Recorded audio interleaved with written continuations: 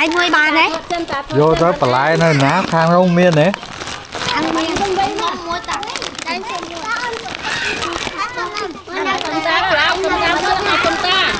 Cốp trăm plate. Trăm năm gì mấy cái nhà truyền thống bây giờ đó là biết cả trăm năm nay rồi.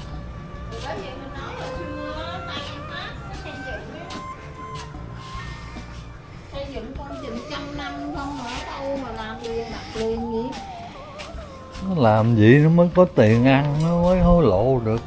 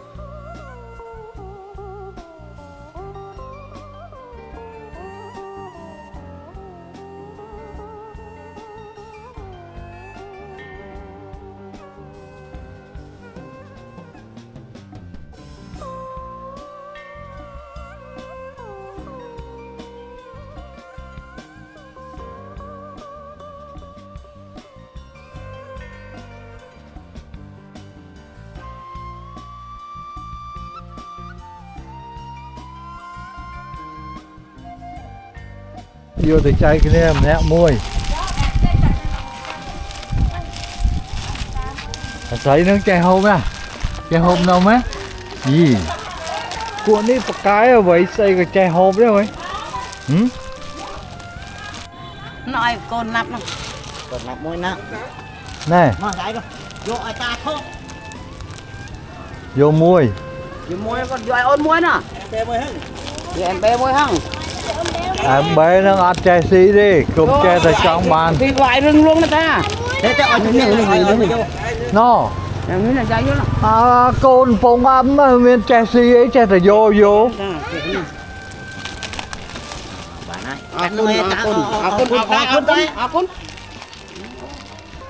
Vô môi. Xem hả? Nè. Nó coi. Hãy coi với. Quên cho. Ta xin lỗi. Nè.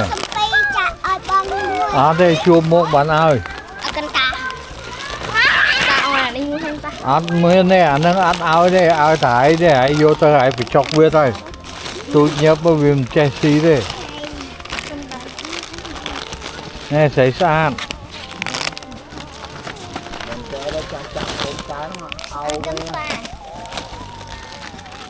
Vô bà lai.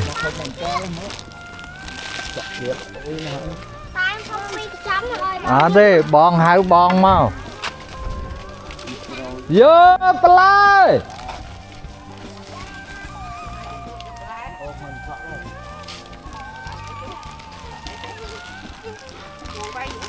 Đấy, vô muôi, vô ở viên muôi.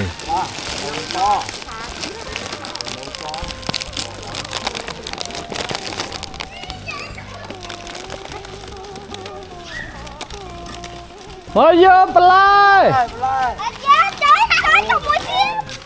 Ồ liền nè vì nè nè muôi nè chay cái này nè muôi nè chăm mới nè chăm ta vô ơi cùng ta đại bông khi à đi chua bạn ơi chăm ta vô ơi hả cháu nó vô cháu vô play à tê chua bạn ơi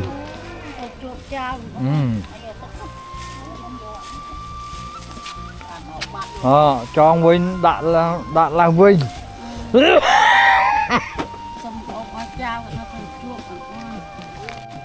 Có 2 người chứ. Nè. Nè. Con có em ở nhà chứ. Em ở nhà gặp mới cho. Em bây giờ em không qua đâu, bây giờ lớn rồi. Em không qua thôi. Không qua thì nhấn. Lại nuôi bà đấy. Vô tới bà lại nơi ná khang rau miên này. Ăn miên không biết nó mua tặng. Đây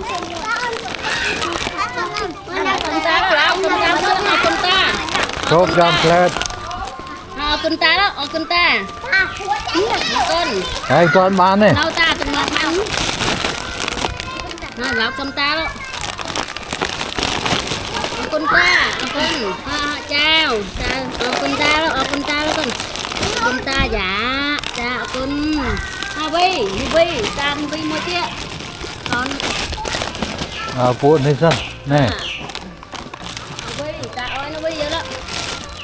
Con ta đó. Thế hả ví nơi ná. Nè, tiếng nó ta, nó tiếng nó nè. Vi.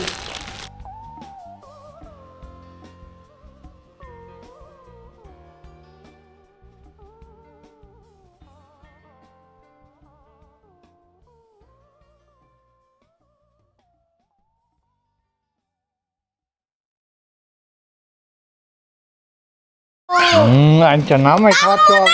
Nó mà phải mà nó xả lại tao tao không mua mà. Ta đang lon mẹ. Ta đang lon mà nhúng mất. Nào bỏ ửa. Ta mua tại mày. Bỏ ơi. Mày. Nó vừa xóa lên. Mày. Tao không mua còn. Ép nhạc que chưa. Ép nhạc que chưa. Ép nhạc que chưa. Tao ăn được quả ta không tụi nó. Vô lơ tranh sân. Trên tay rồi nè.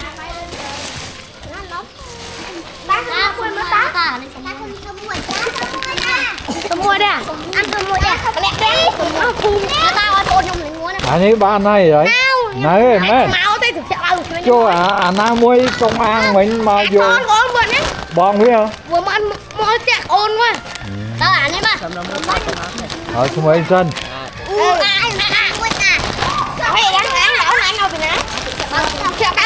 Ăn toàn bán. Đấy bán nữ. Đấy bán nữ. Men.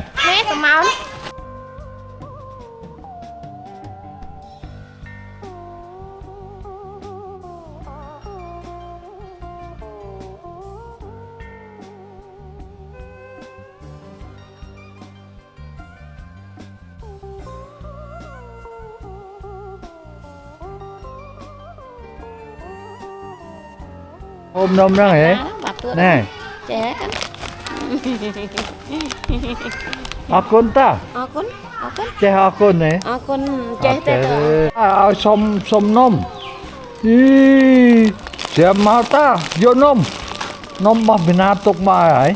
Hả? Ai mau som thử hả? Lư hả? Khỏi mau ta som nôm mà cái chấp.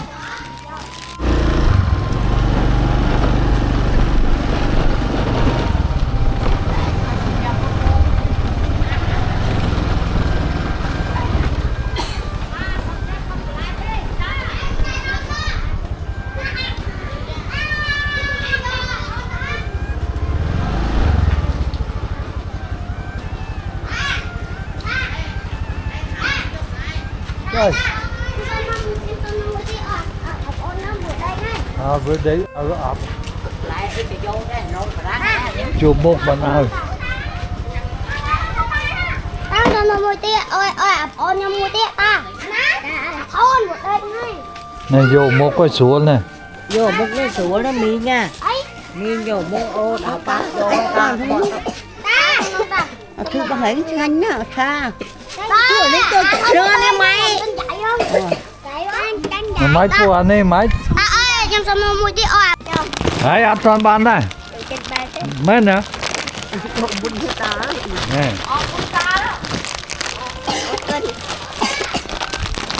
Đấy, có xì nông nông tiền. Nè.